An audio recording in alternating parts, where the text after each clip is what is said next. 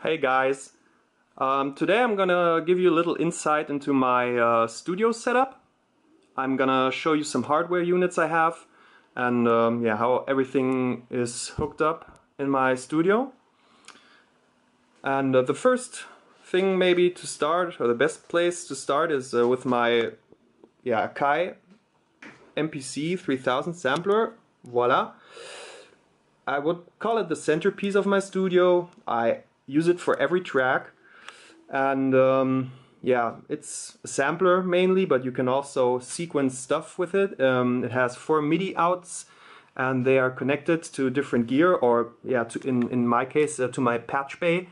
And with this remote controller, I can yeah, assign all the different inputs and outputs to whatever I like. This is very handy, so you don't always have to plug out things and switch things.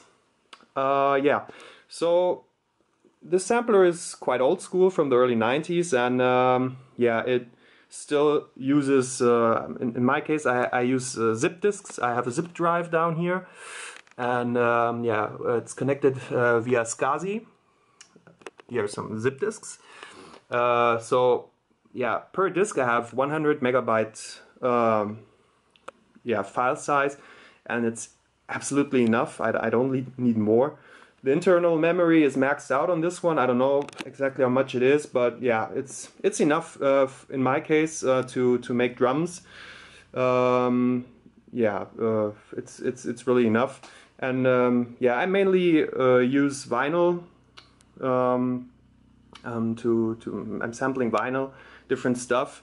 You can come up with amazing results, because when moving start and end points while the sequencer is running, yeah, you achieve sounds you didn't think about yeah, before starting. And yeah, so it's always a surprise, and yeah, it sounds very good.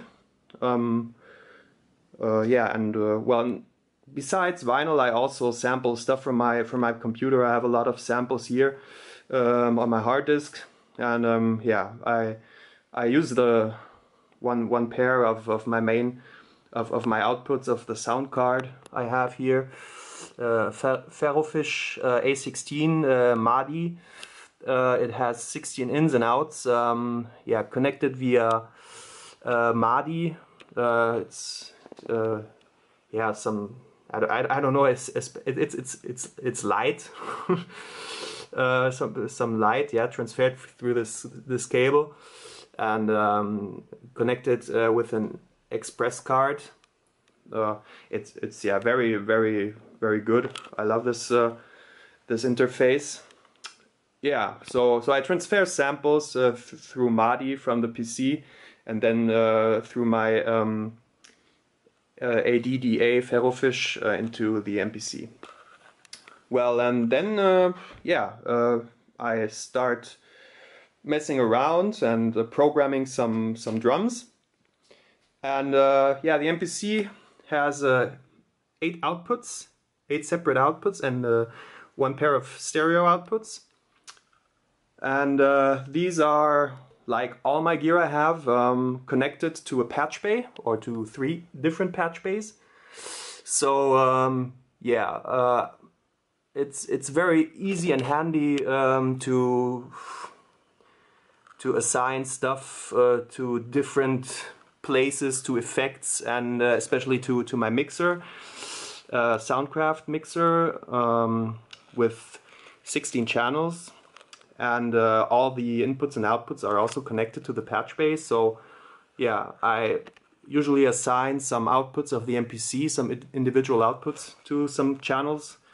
I will demonstrate you in a few seconds. And yeah, then I have some drums on the first channels, and maybe some synths and some effects. I have some different effect units, like reverb from Lexicon, PCM70, or a Mutronix Mutator, a very nice sounding filter, analog filter, and yeah, some effects from Ensoniq, a DP4.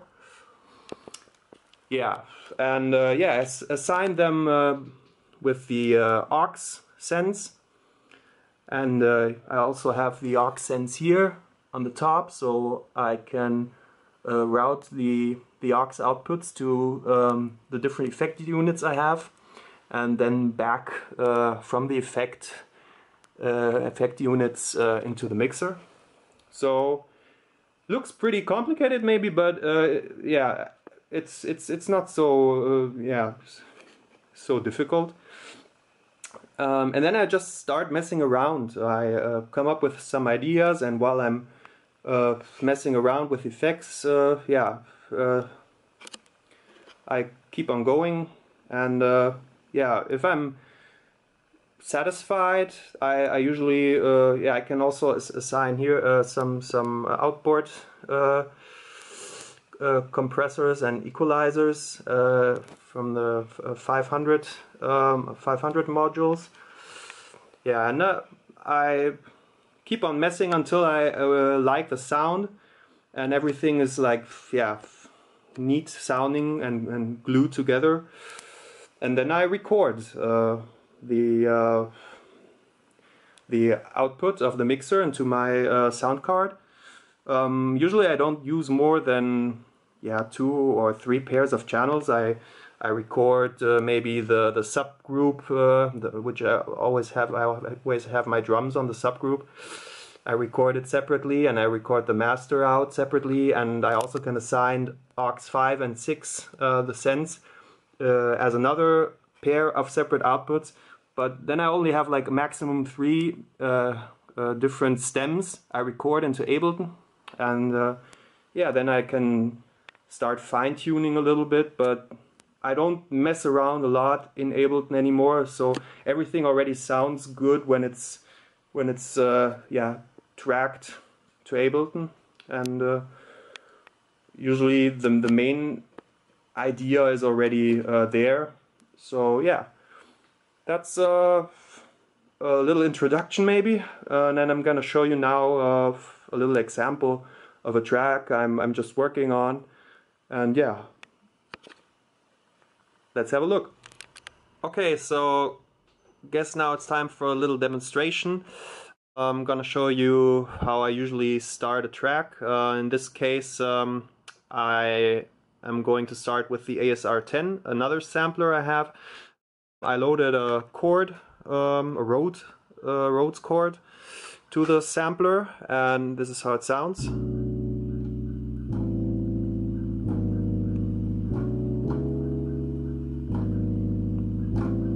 Yeah, pretty nice, pretty housey.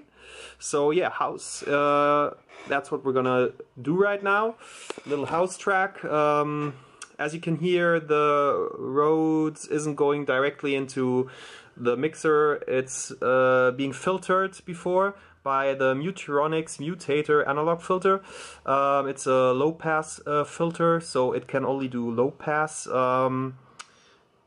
Yeah, but I find it can do it pretty good. It sounds very creamy maybe, very nice, yeah, very good sounding filter. So yeah, that's where we're starting. The next thing I would do is program a little sequence into the MPC. I already done that before, so let's play the sequence.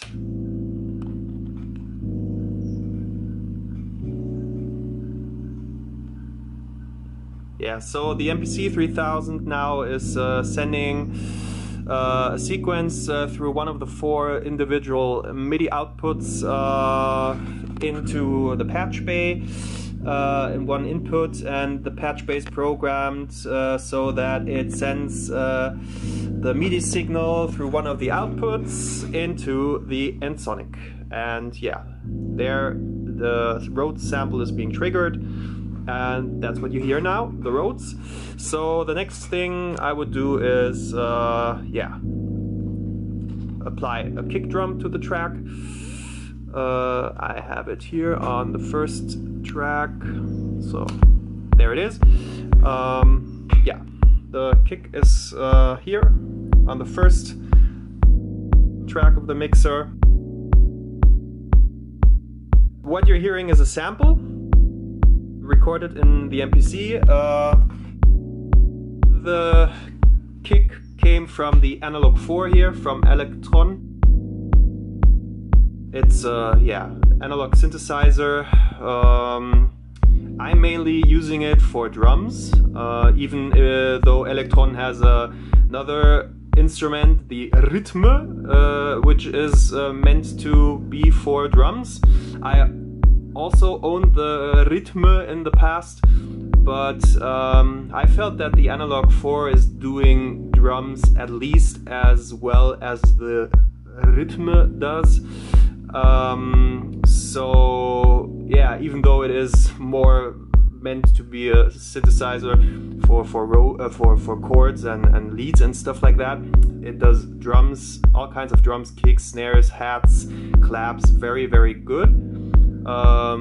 Yeah, that's why I kept this one and sold the other one, the Rhythme. Also, I kept this one because it can do, it has CV outputs, control voltage, and yeah, I'm also using the control voltage to trigger my two synthesizers here, MFB Dominium 1 and SH101. I'm using the sequencer of the Analog 4 to play these instruments. Yeah, but that just besides, just a little bit back to the music here, back to the house track. Yeah, so we have a kick. The next thing I would apply is, or I would add, is a clap. I already recorded it too, and the sequence is already inside here. So yeah, that's the clap track. Also two samples. Yeah, it's a 909 clap and another clap I layered. So on track 3 and 4 there is the stereo clap, and on track 2 there is a mono clap. 3 and 4 is the 909, so that's the 909. And there's the other one. So I layered them together. I like layering claps and snares, sometimes hats, but usually the kick, I never layer it. I don't achieve really nice results. So yeah.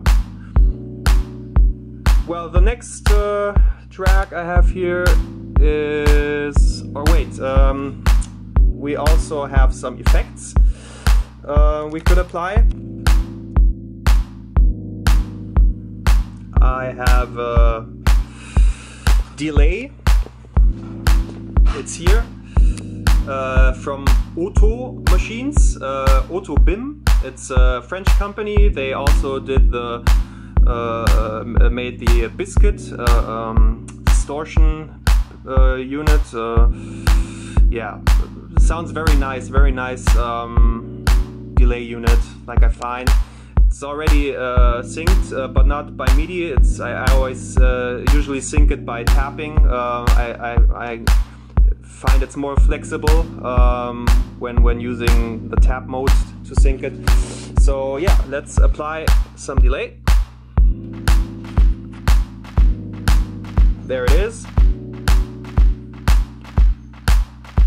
Yeah, sounds pretty nice. Also, I have applied some reverb, decent reverb on the Rhodes. I can turn it up so you hear it more. Way too much, but just to demonstrate, turn it back a little bit. So yeah, the Rhodes gets more room sounding. I'm using the DP4 from Ensoniq. I have a patch created here for reverb, and yeah, this is applying some reverb to the Rhodes. So yeah, that's what we have now: kick, clap, and the Rhodes. The next thing I would add is a hi-hat. I have it here on track number 5. We have to turn it on the MPC as well. So there it is. Oops. Okay, a little bit loud. That's the hat. One thing about the hat, it's processed pretty much. I hate too much high ends or high frequencies on hats. So the hat is running through this unit here. It's a do-it-yourself module. So you have to build it yourself. You need some soldering skills, but it's not that complicated. There's a manual in the internet, and yeah, you can buy this from DIY-RE. It's very cool. You have 3 different slots for different kind of modules, which can do different kind of things with the sound. For example, this is a distortion module. You have to solder those components.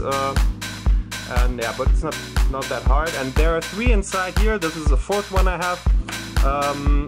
On the first slot there is some kind of bandpass filter. So if I turn it off,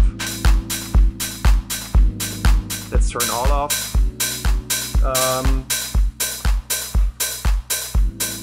Yeah, that's how a 909 hat usually sounds without applying any effects.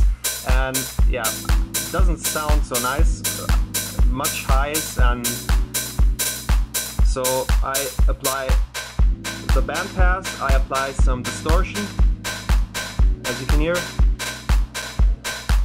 and I apply some, there's a compressor module, add some compression, and then turn up the fader a little bit again. So that's how I usually process some hi-hats. Sounds way nicer in my opinion.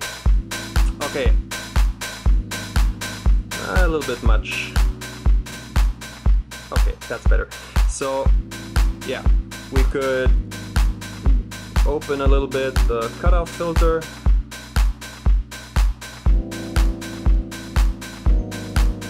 Okay. Yeah, so there's already some sort of loop going on, which is pretty nice. It's not finished yet, and I must add some more things. Hopefully I'm gonna finish this track soon. So the next thing I would add, for example, is a bass line. I didn't prepare it now, but yeah, that's a thing which I guess would sound really good. Some maybe DX100 bass going on in the bottom frequency range. Yeah, what we could also add is some lead. Let's mute the kick. For leads, I love using the SH101. I already have a little sound here prepared.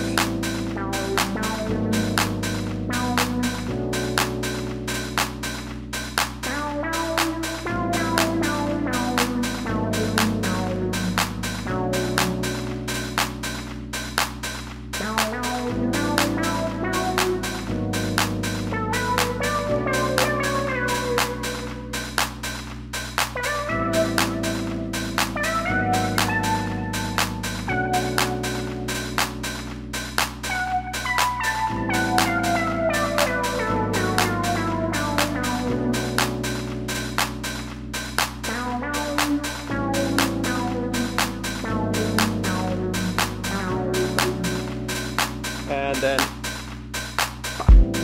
yeah, I think that sounds pretty cool for the beginning. Yeah, that's some ideas, and the next thing would be, yeah, to add a bass line, for example, to add some variation with drums, mute some stuff, put it back in, open the filter. Yeah. Pretty basic, but yeah, that's how house music is meant to be, in my opinion. It's pretty basic, and it's pretty, how do you say, ongoing, forthgoing. Yeah, that's about it. And when I'm satisfied with the vibe, the sound, then I usually record. I send out not more than 3 different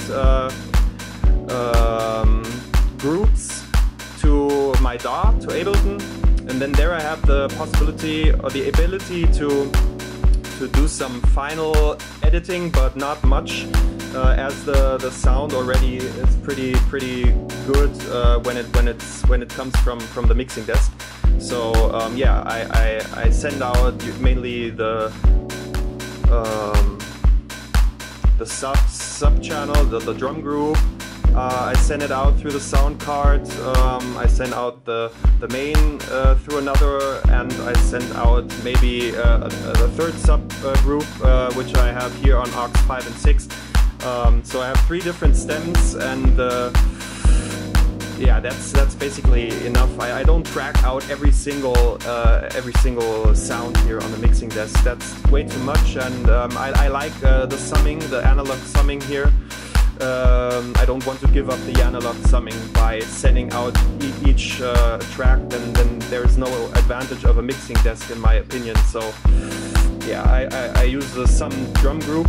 And another important thing maybe to mention is on the drum group, I have an insert like on many other channels, and on the insert of the drum group, I'm having this little beast here, or these. Those are 2 optical compressors I bought recently. They are also DIY, so do it yourself. You have to solder them, like you can see in a video I did recently. I'm showing how I soldered them, and I love these. They have a very nice sound, even though they are not really optical compressors are not really meant for drums, meant to be used for drums in first place. Usually you use VCA or FET compressors, but for me, if something sounds good, I can use it, and I love these things on the drum bus.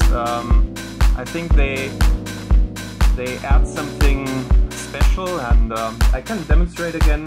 So when they are on now, if I turn them off,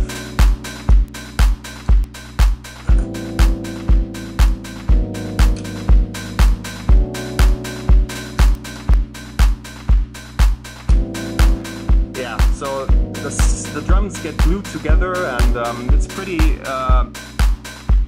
strong compression now. It's 10:1, but it's as you can see, the gain reduction is not so much. It's just a little bit gain reduction, and yeah, the overall sound, the transformers inside and everything, it's the op amps, it really adds something, and yeah, I love them. I don't think I'm gonna part with them. They are very nice, and yeah, they also add some nice sound to the drum group. Yeah, and that's basically it. I wanted to show you, yeah. If you have some questions, feel free to ask. I'll try to answer them, and yeah, hopefully I'm gonna finish this nice track in the nearer future. Okay, so take care, see you soon.